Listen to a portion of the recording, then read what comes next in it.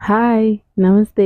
Welcome to our channel వట్టి కారం recipes. ఈరోజు మనం చేసుకునే రెసిపీ చికెన్ పచ్చడి.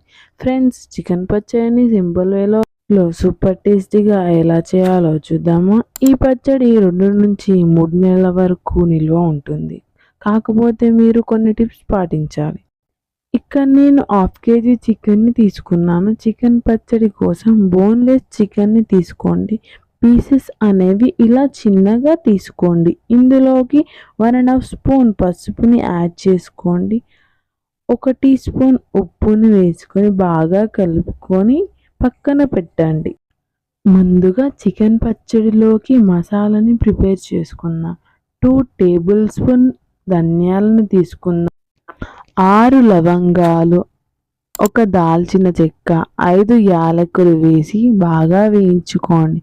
కొంచెం సేపు వేగాక జీలకర్ర 1 స్పూన్, ఆవాలు 1 స్పూన్, మెంతులు హాఫ్ టీ స్పూన్ వేసుకొని బాగా వేయించుకోండి. ఇలా చికెన్ పచ్చడిలోకి మసాలాను చేసుకుంటే పచ్చడి చాలా టేస్టీగా ఉంటుంది. ఇవన్నీ బాగా ఫ్రై చేయాక మిక్స్ చేసుకోండి. ఇలా మెత్తగా మిక్స్ చేసుకోండి.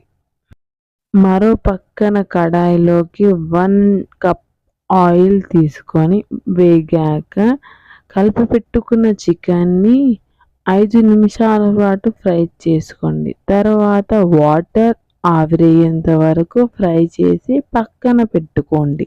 ఇందులోనే 1 ½ కప్ అల్లం పేస్ట్‌ని పచ్చి వాసన పోయేంత వరకు వేసుకొని వేయించుకోండి. ఇప్పుడు ఫ్రై చేసి పెట్టుకున్న చికెన్ని వేసుకుందాం.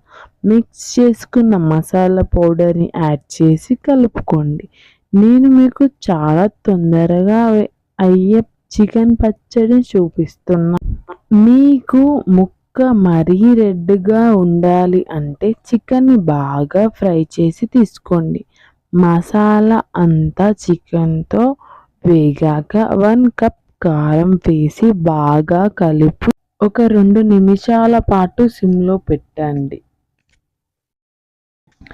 ఇలా ఆయిల్ అంతా పైకి తేలినట్టయితే మీ చికెన్ పచ్చడి రెడీ అయినట్టే. అంతే అండి, ఎంతో నోరూరించే చికెన్ పచ్చడి రెడీ. సర్వ్ చేసుకొని వేడి వేడి అన్నంలో వేసుకొని తింటే చాలా టేస్టీగా ఉంటుంది. మీకు నచ్చినట్లయితే లైక్ చేసి సబ్స్క్రైబ్ చేసుకొని గంటని హాల్లో పెట్టుకొని. Thanks for watching. Bye bye.